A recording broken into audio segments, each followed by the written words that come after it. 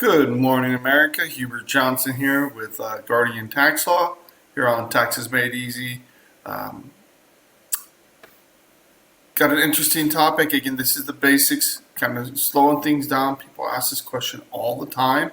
I actually had another attorney ask me about this yesterday. I said, look, it's pretty basic. This is what we're doing. The IRS was asking for older returns. They're not supposed to ask for. Normally, that's not a problem to kind of get them straightened out and control the damage. So again, there's too many CPAs, tax preparers, that will charge people money to file returns that will only hurt them. So get the facts, get informed first, and this will save you thousands of dollars as well as give you some peace of mind. What can the IRS really demand from me? So stay tuned. We've got a great show, a lot of great news, and we will be right back.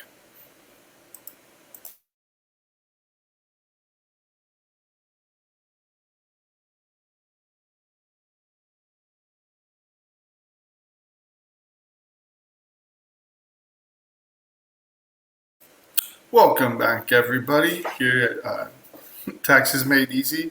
So, I want to address real quick the elephant in the room, or the lack of hair in the room.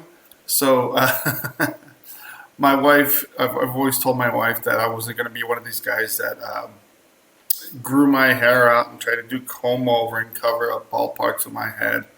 And the other day, she was commenting in the morning, how, oh, when are you going to start shaving your head? That bald spot's getting worse. And she said it like 3 times. I said, well, geez, she's really noticing. So I got a mirror, looked at the back of my head, and I had this big circular bald spot in the back, and it was creeping forward too. So, okay, it's time to change things up. And, I so it's a new look, and I'll be trying this out. So getting to the news, there's a lot of news out today, and a lot of news in general going on with the economy. A lot of things happening. People are trying to figure out what to expect, and we're going to try to break it down for you. So first article here is about, we mentioned this yesterday, the deal with Russia. So again, this is from. I'm not even sure the news source. But this is one of my first questions yesterday. It's always a good thing. We're always happy when we get Americans, hostages freed. The problem is, and Israel is run to this, they're in a real bind now. Hamas has really figured out, PLO has figured out that the more hostages they take, the more they can mess with Israel. Which is why they've captured soldiers, they've done other things, but due to international pressure, etc., Hamas has taken more and more Israelis. In October 7th, they captured hundreds and held them hostage in horrible, horrific conditions. Some of them died, etc., and it's just encouraged horrible, horrible behavior. Not too long ago, Brittany Griner was freed, and recognized that as a good one. However, we released a merchant of death, an international arms dealer, one of the worst guys out there, to the Russians in exchange for a basketball player. Not to demean Brittany Griner, but as far as national security risks, what are we doing here? And we've created false incentives, or perverse incentives with Russia, and that's the concern, is that more Americans will be grabbed and held hostage by the Russian government, which again they've been doing, and so it is kind of bittersweet. It's always great to get back Americans, but we're encouraging Russia to continue to do this. So, and it wasn't just American hostages. There were some Germans. They've been grabbing people from different Western countries as part of this, expecting to get their own prisoners back. But who are they getting back? That was my question yesterday when we first announced it. When it was first announced, didn't have a chance, and the articles we shared didn't talk about that at all. So is it a good deal? Is that something we want to we always want to celebrate Americans coming home, but we don't want to provide perverse incentives, which is why we, in general, have a policy of not negotiating with terrorists. And Russia, more and more under Putin, is becoming like that. So there were 16 political prisoners freed from U.S., Germany, Norway, Poland, and Slovenia, and in exchange for 8 Russians. It sounds like a good deal. 16 for 2 for 1. But sorry, stupid ads. Putin was especially pleased to welcome home an assassin. He was a murderer for the 2019 Berlin of a former Chechen fighter who had fled to Germany, was living there. And again, Russia's sending assassins to kill people, not the first time, across the world. These are not the kind of people we want to release so they can go kill again. So this is the problem when we are negotiating with people. We should be able to take a much tougher line with Russia. Taking and grabbing prisoners for no reason. So I'm not going to get into the rest of the article where it talks about President Trump versus Biden. It really is something that's concerning, and Russia should be treated like a pariah state because of how they're acting. Yeah, we got our hostages back, but we've just encouraged Russia to just do it again. So and to up the ante so they can get away with more of this stuff. So that's the other side of the story. And I'm going to jump to this next article. And this is an interesting article. Not a surprise, though. Sometimes you see articles that are just confirming what you already knew and expected. And this is from Just the News. EV owners that are getting hit. The resale value is double, or the hit on depreciation on vehicles is double what it is for gas vehicles. So, and this is specifically focusing on Tesla Model 3. Why is this? Everybody knows the moment you drive your vehicle off the lot, the value decreases. And unless you have a classic car, purchasing cars is not an investment. It is a cost. And it's one of the biggest costs that we have as taxpayers. Well, as living in society in the United States, if you have a car, it's a big cost. So most people will use their vehicle and drive it until the wheels fall off, or they exchange it, sell it. That's one nice thing with the expense of the used car markets, that vehicles have not depreciated nearly as much, so they've done much better. But some of these reasons, safety, reliability issues. I haven't heard so many about reliability issues. It's a safety, though. It is because they're so much heavier due to the batteries. Electric vehicles are more dangerous when they get in wrecks. The lack of charging stations. And so, and now you have the fact that they rapidly depreciate. One of the big reasons is you've got 10 years on that battery, roughly. Now, replacing those, I've heard plenty of horror stories. I've heard some people say, no, it wasn't that much. They were able to replace it and find something. So if you're willing to look around, find alternatives to going to a dealer, it can save you a lot of money. But here, Hertz announced in 21 that they would go along with the EV program. They announced they would buy 100,000 EVs. Problem is, people using their vehicles, renters didn't want to use them. So then it sold off 20,000 vehicles and lost 588 million in the first quarter. Now, they still would have lost money if it was gas vehicles. If they bought a bunch, people didn't want them, and then they had to sell them. That's what large rental companies deal with. So to be fair, there was that part of it as well. But this huge depreciation is really killing the resale values and hurting EV owners. So again, you look at other Tesla models, 57% decline after 5 years. For the Toyota RAV4, it's 28% decline after 5 years. So,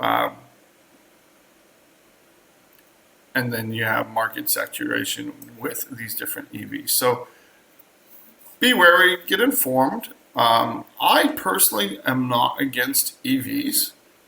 I just don't think we should have our government supporting it and funding it, or subsidizing it, because again, it creates distortions in the market and perverse incentives. So, talking about this, this is from the Federalist. Survey of California eateries or fast food restaurants. Lo and behold, this is not rocket science. 98% reported they raised their prices due to minimum wage hike. So I wonder who was the 2%, or if they just didn't respond. So again, of course they're going to raise wages when you increase the minimum wage like that. It's just going to pass the buck on. So to get a McMuffin, a McDonald's McMuffin, $10.71. $16 for a steak burrito at Baja Fresh, no sides, and then $26.44 for a kebab plate. Geez, it's not affordable. It might be fast, but it's really not affordable. So the result is people are losing hours. 2/3 would cost the restaurant, at least I believe the restaurant would cost them $100,000 per restaurant. And again, part of that is the 25 increase on business labor costs. So again, hours are being cut. You're affecting the workers or laying people off. Again, 50%, believe it will somewhat, or another 25% say will significantly reduce employee counts.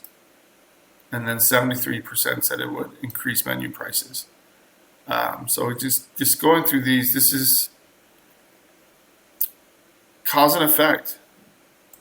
If you increase the cost for businesses, that cost just gets passed on to consumers. And then when you call the businesses greedy and attack them for adjusting to a huge increase in costs, you're not helping the situation. So again, it's, just because something sounds good doesn't mean it is good. And too often we forget that in society, where we think we can just go after the wealthy. We can just hit people in the pocketbook, force them to give more money. But what you do is you really create fewer opportunities for everybody involved. So again, we're going to see more damaging news from the fast food industry. And it's not just in fast food, because now other companies have to compete for fast food. So it's essentially raising minimum wage across the board, which will then lead to more inflation in California. We'll be right back.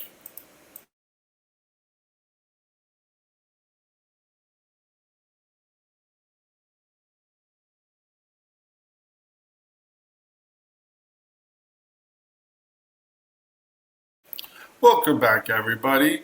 We were just talking about fast food and the costs. I mean, if you've had to travel at all and purchase fast food, you know what I'm talking about.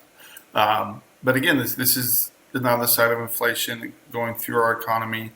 But I'm going to share something a little different, a little off track from what we've been talking about. And this is something the IRS just implemented. So this is multi-factor authentication. So if you are working with a tax professional, tax firm, and they do not have a multi-factor authentication, it's not required by the government. So whenever the government comes out with the requirements, it takes time for people to comply. It just makes it more fun to get information to clients, etc., back and forth. So people have to set up portals. You have to go through and set something up like that. But it, again, talks about using fingerprint, facial recognition. So you can't just have a passport. You have to have a couple ways to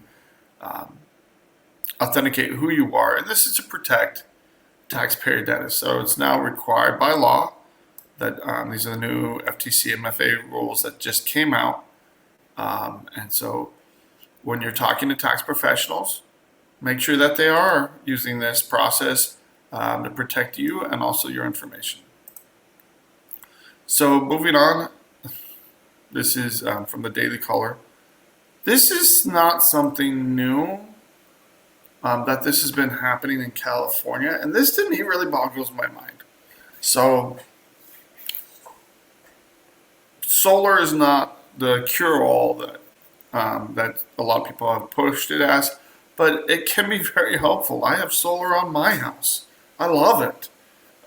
We were very lucky. We bought our house and already had solar installed, and so we're paying, as long as it's working, we're paying about $25 a month for our electric bill. We don't get any money back because we're not in California, we're in Arizona. But as long as this continues, again, love it. And when our lease expires in 10 years, we'll probably look at new alternatives for installing a new, better solar program or solar on our own roof. So I do think using it wisely, especially people putting it on their homes, if it makes sense financially, do this. The problem is California stripped the subsidies for solar companies. And now a lot of these solar companies that were thriving have gone bankrupt. We've had people that we've talked to that have come to us and they've had to file for bankruptcy because California changed the rules and flipped things on its head. So this is one of the big problems with government continuing to mess with things. So they come in, they do the subsidies, there's a demand, it makes sense. So people will come in and put a lot of money, they'll sell this, people will install solar on their homes, and then when you pull the carrot away, all of a sudden demand dropped off a cliff. I thought California wanted solar, but due to their budget issues, etc., for some reason they decided to strip the subsidies. So what does it do? The companies involved, it kills them. So SunPower's, major solar company, it was having some problems before, but again, this has been happening to solar companies up and down California. So again, it's filed for Chapter 11. It's filed in Delaware because, of course, nobody wants to open their company in California. But they changed their rooftop subsidy programs, and then also with high interest rates, really discouraging people from borrowing. Now SunPower is closing out, so it's one of the leading solar companies in the United States. I think this is now most of these companies, they prop up when an industry is created, they grow, they do very well. And then when the rules change, the incentives are taken away, they tend to collapse. So they're going to be selling some of them to another solar company. But again, this is just a sign of the times. There's quite a few reasons for this. So in 2023, they changed California's rooftop solar subsidy programs, weakened the incentives for companies to push rooftop solar, and then by reducing payments to owners, to sell back excess power. So if they can't make money back from it, it's not as valuable enough to, people are purchasing solar. You have to consider, one, I'm going to have a monthly payment. Is this actually going to save me money on my electric bill? And if you generate enough, if you could sell it back and create a little profit, it really helps. But California got rid of that, mainly because you have the power lines. You have all the transmissions lines run by PG&E and other companies. They were hurting too much because of this. So it's not the end of the world here. It's just another sign that when we do government programs, we do government subsidies, too often when we pull that rug out from underneath these companies, we see large companies closing, and it can be counterproductive to the original goal. So, quick little article here from Italy.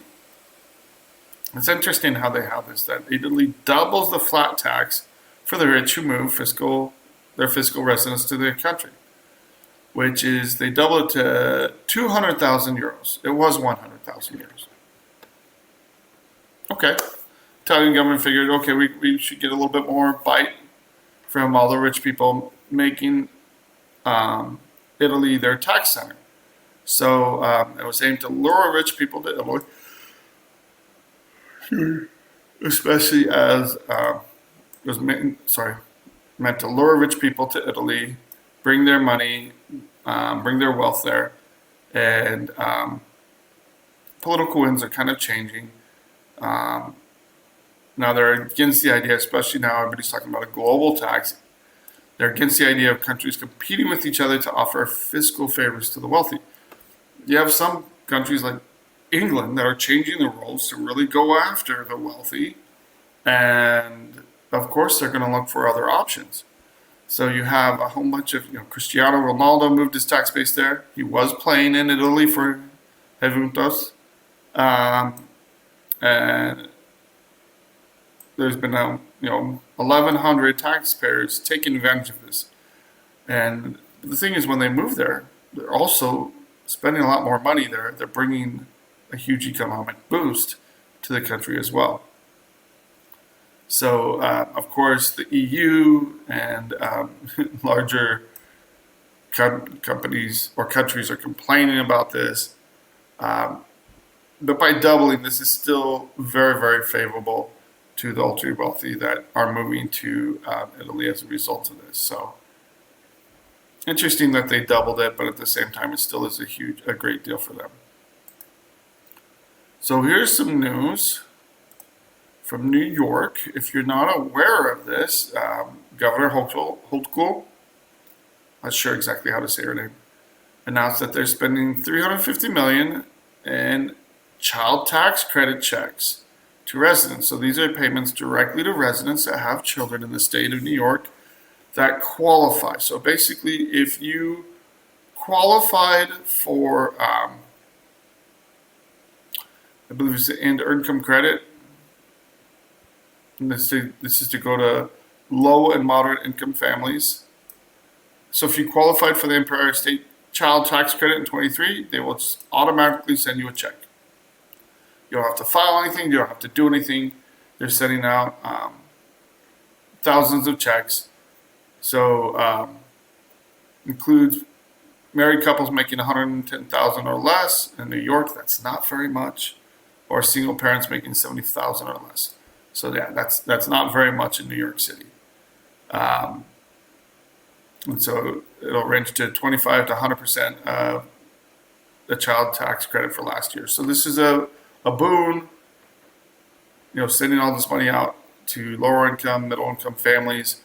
And so if you qualify, look out for that. This is where it's coming from.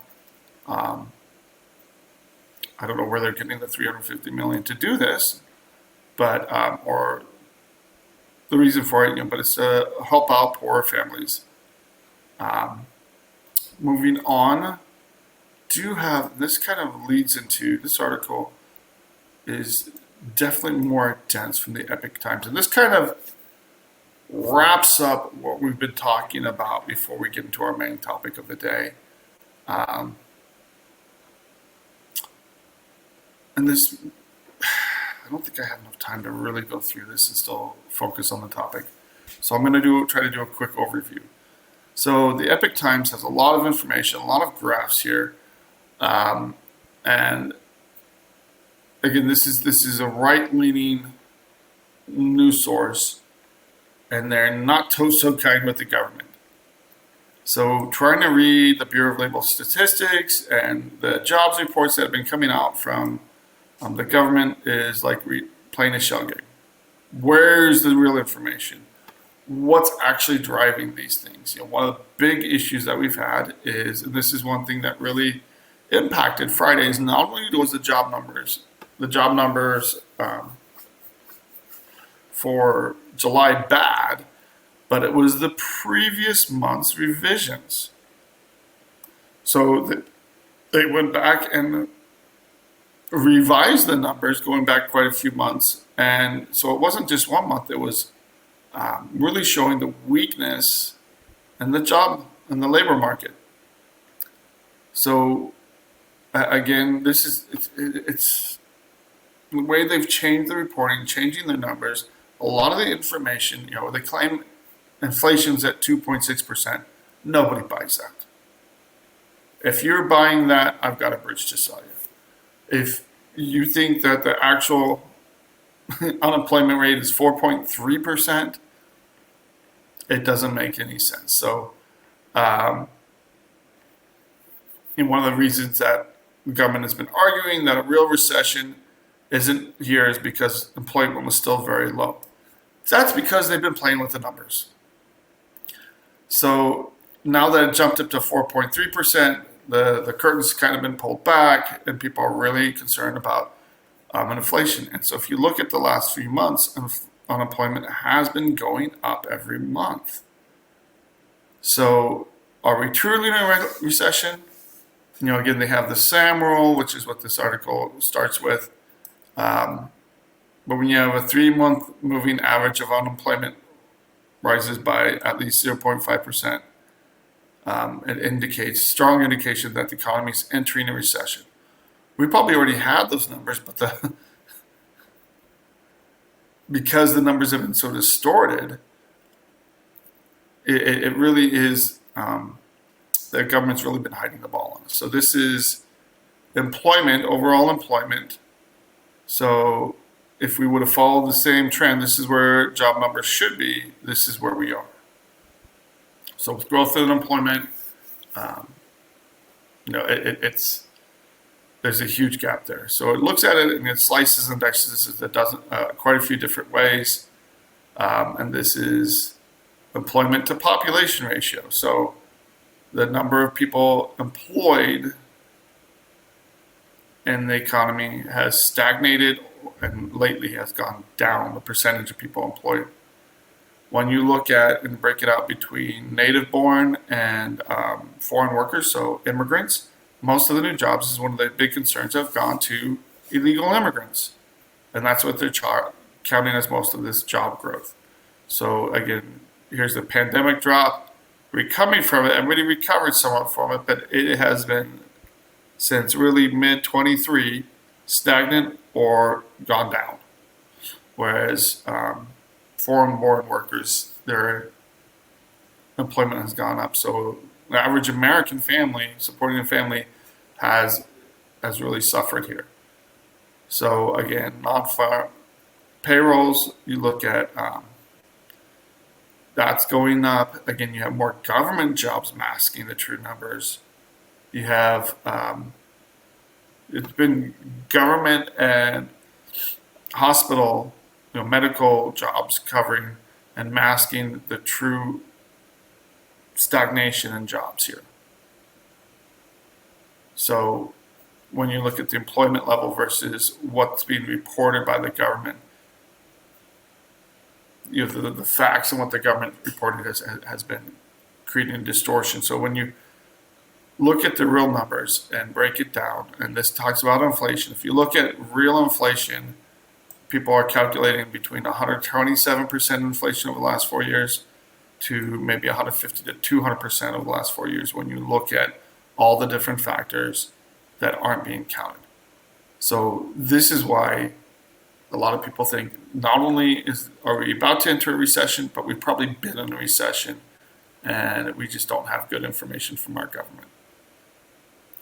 So I'm going to jump to the topic for the day and sort of talk about what is compliance. So when people call us,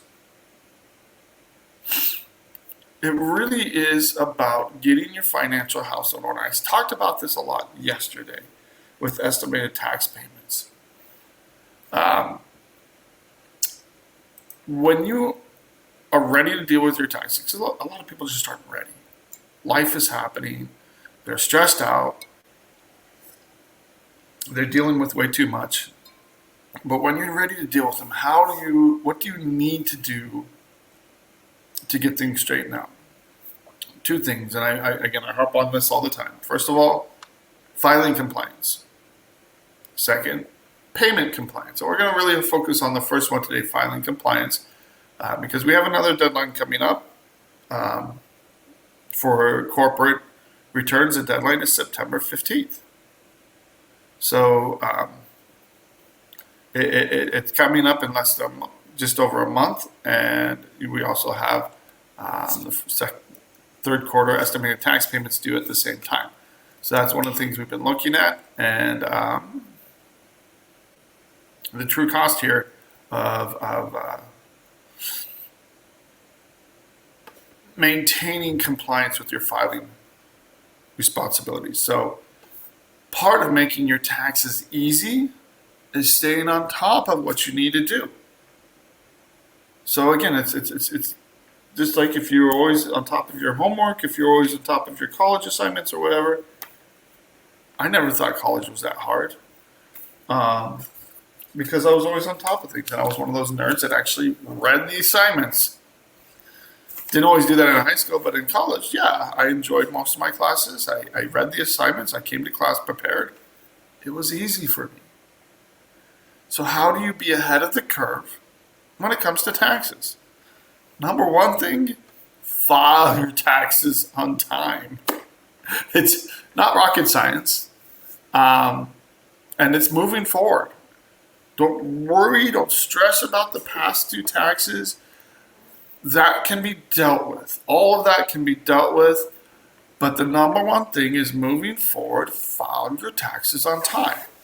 So one of the biggest problems we have as a tax debt relief firm is making sure our clients continue to file on time moving forward. Why is that? It's because they're going to create another problem. And I've had people ask me, well, how long is this going to take? I said, well, I can't wrap up your case until you stop owing. You've got to change your behavior. You've got to take your filing responsibilities seriously and get your tax returns done timely. So that means filing by April 15th or filing an extension.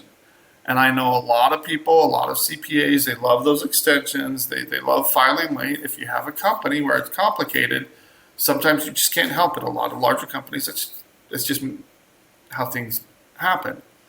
Doesn't mean you shouldn't have your books together so you can look at and make those regular payments.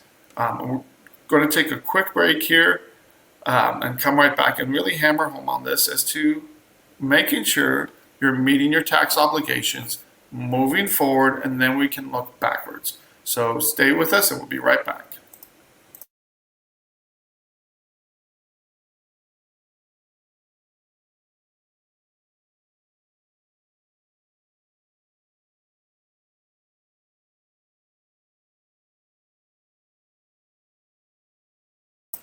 Welcome back, everybody, and going to really kind of dive into this.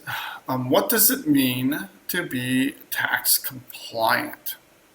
So I'm going to quickly share just a quick things. If you just Google what does tax compliance mean, it means you, and this is for the IRS, you must meet all your tax obligations in full and on time by the April due date.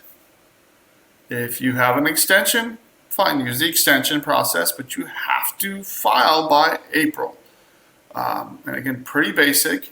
You have an April due date, you either have to file an extension or file your return. I had someone, one of my clients, filed just after the April due date, and she called and said, look, can I still get the extension? I said, no.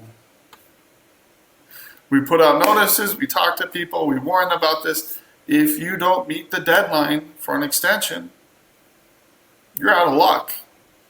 And the penalties and interest start from the day after the tax deadline. So one of the first things, the best things you can do to help yourself is make sure that moving forward, you get a good bookkeeper, you get a good CPA if needed, or you have a good tax preparer. You don't have to have a CPA. I know plenty of excellent tax preparers out there, but we refer to plenty of excellent CPAs as well. If you're not sure if you need a CPA, give us a call. We can go over your case and say, this is complicated enough. You probably need a CPA, or we have some excellent tax preparers that can handle this kind of work. But the more complicated it gets, the more likely you really should be talking to a CPA. Don't be afraid of them. There are plenty of them that don't charge an arm and a leg in there. There are people out there that charge an arm and a leg to prepare tax returns, $500, $800, $1,000 a return. There are times it's warranted, though, if your business is complicated enough. And so this is where you have to step back and say, hey, we've got to do something different here. So meet your April 15th deadline, and then pay your taxes in the current year. So we really hammered home on this yesterday, talking about estimated tax payments. That is the most important thing. Get your taxes squared away for the current year so that you're not going to go at the end of the current year. When I say that, like right now, I'm not talking about 23 taxes. I'm talking about 24. If you file a tax return and you owe taxes for 23, we can deal with that. But not if you're going to owe for 24. So it's get your last returns filed. Make sure you meet the filing requirements for 23 right now. But also for 24, make sure that you're not going to owe. So if you're familiar with the movie Liar Liar, Jim Carrey, it's a funny movie. He is forced to tell the truth. He's a liar, and he's a lawyer that lies about everything and tells his clients, yeah, we can do this, and then lies to the judge and everything, really stupid. Doesn't happen in real life. Well, there are some, but the penalties for that are, you lose your license. You get disciplined by the bar for that kind of stuff. Very extreme penalties. And at one point, this guy came in and he said, hey, I did this again. Can you help me? And he's like, what's your best advice for me? He goes, stop breaking the law, a-hole. And again, of course, I would never yell that at my clients. But part of getting square with the IRS and getting that peace of mind is meeting your compliance issues moving forward. You got to stop being the problem child. So I use that humorously, and it's meant to be in a humorous way. But you got to get your act together. And if you're not good at it, hire professionals that are good at it. And if you have questions, you're not happy with the current CPA or bookkeeper, we can find you someone. Now, if you've gone through 3 or 4 bookkeepers or CPAs, you might need to look at yourself and say, okay, maybe I need to do things differently. But we do have very reasonable, excellent CPAs and tax preparers across the country. So one of the big questions I get, yesterday I was talking to a CPA who, I'm not sure was someone in their office, was an attorney as well. And they questioned how many years do they need to file. In this case, the revenue officer probably knew, or maybe it was a typo. They asked that they file from 2017 to 23. I want to see all of these returns filed. Truth of the matter, the individual probably doesn't have any filing requirement, but we have to prove that. We have to show that up. We already pulled the transcripts. We're already starting on it. We're already working with it. So I had this conversation with the CPA yesterday, and the revenue officer asked for 2017. And I said, we're not filing that return. And she went, what? I said, no. So I'm going to share with you a little thing. If anybody questions this, this is straight from the IRS's mouth. And this is in the IRM. So this is irs.gov. You go to the IRM, and this is within the IRM, Part 5, Delinquent Return Investigation. So scrolling down to where I was, and this is like reading Greek. If you ever can't fall asleep, read the IRM. Joke around. You can always go and read the begats in the scriptures or whatever. So-and-so begat, so-and-so begat, so-and-so. It'll put you right to sleep. So documentation of compliance. We've been talking about compliance. This is the word that the IRS uses, and states use it too, Are you compliant? Are you doing what you need to, at least for right now moving forward? So to get any kind of permanent resolution with the IRS, they need to file the last 6 years of returns. Now, right now, they're looking at 2018, 2019, 21, 22, 23. Wait, did I count that? 18, 19, 20, 21, 22, 23. That's 6 years of returns. 2017 is older than that 6 year period. So when I talk to collections, when I talk to the IRS, they understand it's this 6 year period. There are plenty of people in the IRS that mess this up on a regular basis. True story, I was giving a lecture. I was sharing the stage with a couple representatives from the IRS, a regional manager and her supervisor.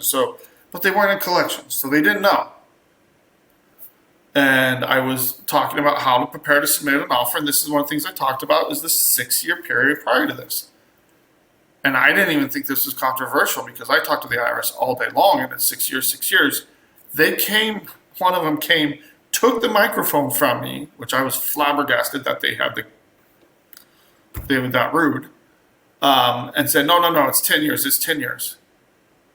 And when they were done, I just looked at them, I was like, are you serious? I came back and said, look, if you want the 6 year, the IRM stating it's 6 years, I can give you that citation, come to me afterwards. And right here it is. I have taken this, there have been a few times where someone has asked for more than 6 years. I've printed this out, faxed it to the revenue officer or the individual at the IRS that was asking for more years than they should, and they backed off right away. So this is 5.1, 0.11, 0.3, 0.3, 0.1, or you can just go to a link and we'll have this labeled as one of the links to this on our YouTube channel. So if anybody ever tells you 10 years, you can tell them that doesn't sound right. Worst case scenario, I've had people come and say, oh, well, I filed 20 years of returns. One guy did 23 years of returns. Or I did 15 years. Someone told me I had to go that far back. So for compliance purposes, the IRS can only go back 6 years. If there's allegations of fraud, the normal rules go out the window. But that's exception. Very, very few cases face fraud. And most of the time, it makes no sense to file the older returns unless you're carrying forward a loss. There can be some specific reasons to do that. Or if you have what's called an SFR, where the IRS filed for you in the worst way possible. A lot of times you can lower your balance dramatically by filing an original return. So there's some specific reasons why you might want to do that. The states often go back further than 6 years. Depends on the state. So our normal strategy is we'll reach out to the state, say, okay, what have they filed? What are their balances? What do they need to file to set up a resolution? And sometimes it's less than 6 years. Some states like California, they want people, as long as they showed income, they want those returns filed. So there's times that we're going back much further. And when you file on older returns, it makes it very interesting to get that information. The IRS has wage and income information going back 10 years. The states, if they're asking for those returns, usually they have some kind of information, but it's usually kind of scattershot. Or you can go to the Social Security Administration. They will have that income for going back further. Our clients are having a little bit more difficult time getting that information, and because it's a Social Security Administration, we can't do that for them. We can do identity theft. It's personal information. So, getting your prior returns done and getting those done timely is important. Now, a little key takeaway here: when does 2018 stop becoming a required return? Every January 1st, the oldest year drops off. So we're in August. Give it another month or two. The IRS will take 6 months just to process your return. So if you have to file a bunch of returns, let's say you have to file 19 through 20 or 19 through 21. you haven't filed since 21. So let's say you have this big gap of years that you haven't filed. If you're preparing your return and you get it ready, let's say by October, I wouldn't file that return. Because by the time the IRS processes it and they process the other returns, you'll be in January. It takes them 5 to 6 months to process older returns. So a little bit of strategy to avoid owing on a year that by the time you go to actually negotiate a resolution with, they can't ask for that year anyway. And it changes every January 1st like clockwork. So in November, someone asks for a return. I say, okay, great, we'll work on that. We get the other returns done. And then as soon as January 1st comes, nobody asks about it. Nobody mentions it anymore. And that's just how it works. And everybody knows that works in collections. So if someone isn't knee deep in collections and they're not dealing with these cases every single day, they don't know. And unfortunately, you have plenty of CPAs that get bad advice from the IRS, and they think it's true. This is why you have to go to the source, and you have to be knee deep actually working with the IRS. And that's why it's important to hire tax professionals that have that experience and familiarity dealing with the IRS. So one of the things I mentioned was compliance, getting your tax returns filed, getting your past returns filed, and then making sure that you're on top of it every single year. The best way to do that, having that bookkeeper in place, having that relationship with the tax preparer. Once you find someone you feel comfortable with them, a lot of people just want to stay with them, and there's nothing wrong with that. The other concern is if someone dies, someone moves, if you don't feel comfortable with who you have, find somebody else. And we can give you a referral. There are plenty of people out there all across the country, and we have networking connections where we can refer to people across the country. I just talked to someone from New Hampshire yesterday. So again, if you have questions, give us a call, 520-485-7371. And this is just the very first step in dealing with the IRS. If you go in and we have people that have drugged their feet, again, a lot of people that owe taxes are procrastinators at heart. That's fine. Procrastinate on fixing your roof or cleaning up your backyard or something. Don't procrastinate on taxes. It's too expensive. And if you do it right and you stay on top of it, you can avoid having to hire someone like us. So again, we are very reasonable in our fees compared to other companies, but still you're hiring a law firm.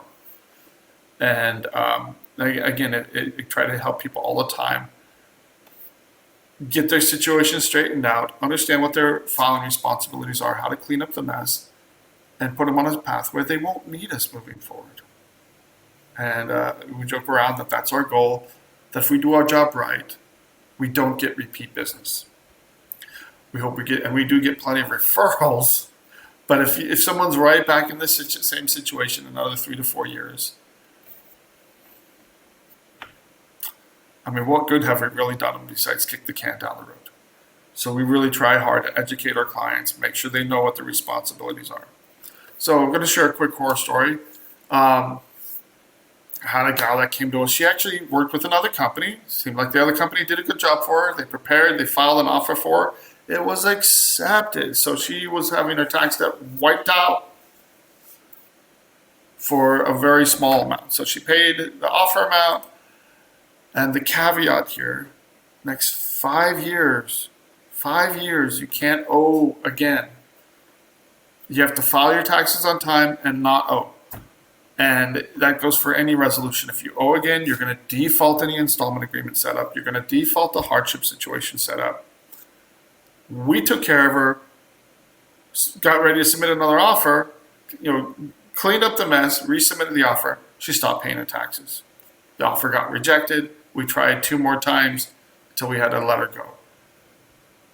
Making your taxes easy, a big part of that is getting square with your compliance issues and your responsibilities, and that will give you peace of mind. So have a great day, and we'll see you tomorrow.